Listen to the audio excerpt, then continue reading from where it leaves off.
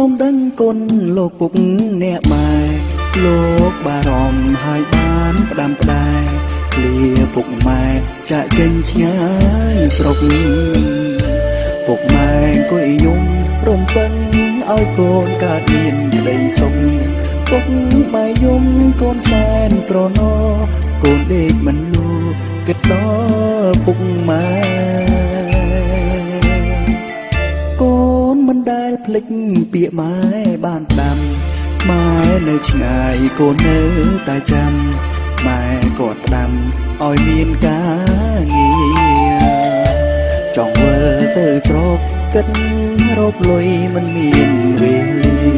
ចិត្តពុកម៉ែខ្លាចគ្រុនរងាគង់មានវេលាជួបជុំដូចមុនកូនសូមដឹងគុណលោកពុកអ្នកម៉ែកូននៅឆ្ងាយគិតដល់ស្រុកស្រែគិតពុកម៉ែដល់កាលគ្រាមុនលើសំឡេងកូនឈរដងដងហើមធំមើលទៅលើមេឃក៏ស្រទុំខ្ញុំឈរយំនៅតែ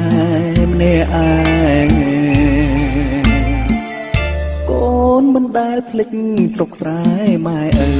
មិនយូរទេកូននឹងត្រឡប់ទៅរកពុកម៉ែថ្ងៃបុណ្យភ្ជុំបិណ្ឌដល់វេលាកូនក៏បានបើកប្រាក់ខែមុនមកដល់ថ្ងៃភ្ជុំបិណ្ឌជួបជុំពុកម៉ែរស់នៅដូចមុន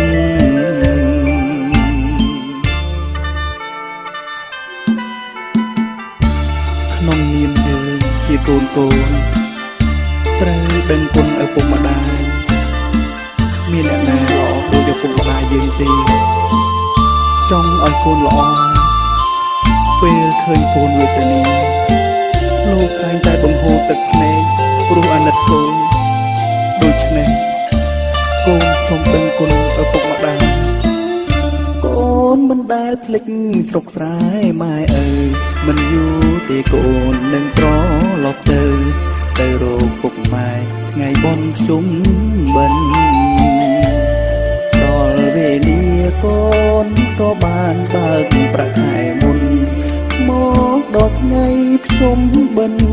ជួបជុំពុកម៉ែរស់នៅដូចមុន